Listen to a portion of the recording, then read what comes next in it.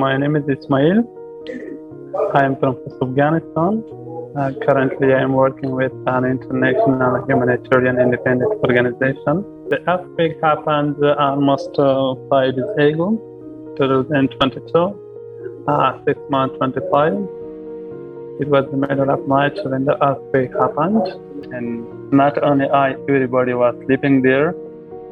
I was also sleeping, and when it happened, with the first quake, with the first shaking of the earthquake, I immediately stood up because it was very strong. And when I went outside of the room, it was also raining and the weather was a little bit cold. So I was near to vomit. I had like the nausea and I wanted to vomit, but I couldn't. It was very strong, and this was the first time that I observed such a strong earthquake in my country. Just after a few minutes, I received a call from one of my relatives who was in the same area where many people have died. He told me that we heard from the radio or from something else that another earthquake is also expected to happen some minutes later. Therefore, you are advised to be in a safe environment and not to go inside the room. So the entire night we were standing outside of the room. It was also raining. Early morning, when I came to my office, the field coordinator of the organization asked me about the situation, like what happened in my village. I was not aware that how many people were died, how many people were injured, and how strong it was. During the day, I heard from the radios, I heard from the people that many people were wounded, many people were died, and many homes were also destroyed. The number of died people was not stable.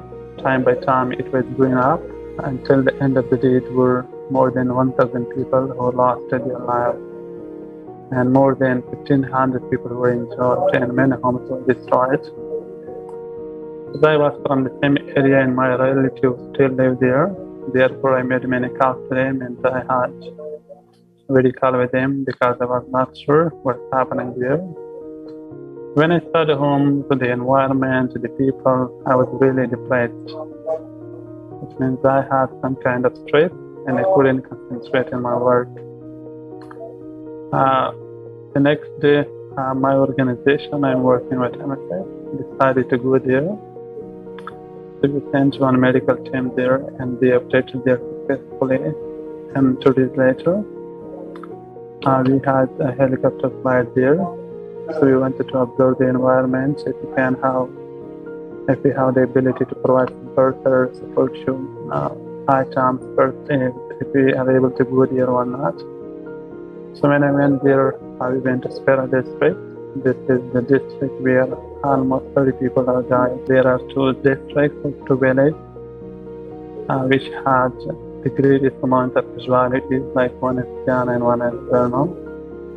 When we went there were many organizations, many agencies, many NGOs, administration available to help for the people.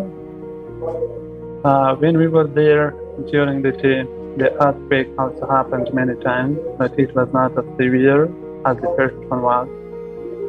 And the homes of people were destroyed because these homes are usually made in the mountainous area. And these homes were not constructed. They were the muddy homes. So the people were living in this earth, they were living in tents, and they needed the basic needs. There were countless people who were suffering from many things. For example, their homes were destroyed and they weren't able to have proper food and nutrition. And there was no enough place for them to sit in because they were not able to go into their rooms and homes because most of the homes were destroyed, and the few which were not destroyed were very risky and very dangerous because nobody was able to go there. Many of the homes were cracked and their walls were not very stable. I was here for the entire day, and then I come back to my first province. And this was not the only earthquake that happened that night. Since that time, every day there is, for example, earthquake but they are not strong as the first one was. And I think yesterday also 3 people were died in my district, because of the earthquake. Now it is very easy for the earthquake to kill people because the homes are already to be destroyed. The walls are already to be fall down and ruined. And when there is a small and not very strong earthquake, it can destroy the home. One of the biggest problems is the roots. Most of the roots are like destroyed, and it's really hard to get there by car, by vehicle, and by other things. So the only way that which we can provide even the basic is the helicopter or the airplane. People are still afraid. People are still in danger. So generally, the people are not only suffering physically, they are also suffering mentally, because nobody is sure that how long they will live, how long they will be there. That time, I was easily afraid of everything, even though when I was sitting in my office, if I would hear something noisy, I was afraid. I thought, oh, it could be an earthquake. And since that time, whenever I'm facing with anything strange or anything that I think is dangerous, I'm afraid very easily. It is not only me. I think everybody is like stressed. Everybody, I think, like how the depression. And I think now I'm not as brave as I was before the earthquake. A great number of people who died in one day, like 1,000 people are not less people. Even the one person is very much important for the community, for the world, and the life. Everybody is precious, respected. And losing almost 1,000 people in one day is, I think, a very traumatic condition. It was not only the died people, there were also people who were wounded, like, for example, 15,000 or 100 or 1,600 people were wounded. The only thing that really shocked the nation, the government, the world was losing the people. Although we are sad for the devastated homes, for other things which was destroyed, but one day they can be repaired. One day we'll make another home, another thing. But the people who are lost, they will not come back to this world to live. So this was a very shocking event. Apart from the earthquake as well as the floods, there were snowing. It was very heavy snowing, and it closed the roads, the ways for the people. And it was the first time that the snowed in Bamiyan province. It is a province in Afghanistan. And I think there were also some disease which spread in the same days among the cows and among the other animals, which killed many cows and many animals. It was also like upsetting for me because the people are poor, and the cows, goats, and these animals are the only way that we can earn money. That made the life very difficult for us during the past week. The world is a home for us.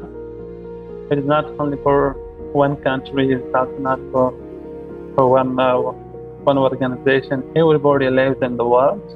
And when everybody lives in the world, I think this is a responsibility of everyone not to harm the environment. This is our home, for whom we are responsible to rebuild the home, not to destroy our home, not to hurt our home, not to hurt other people. I think the responsibility is of everyone, not of one person. The positive contribution of the people in the world is important for this world, because one person,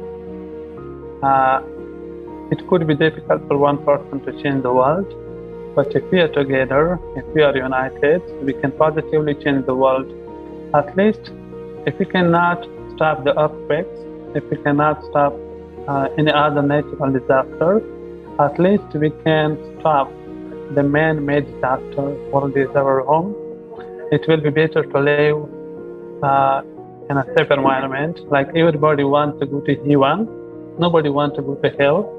So let's make the world a heaven, not a hell.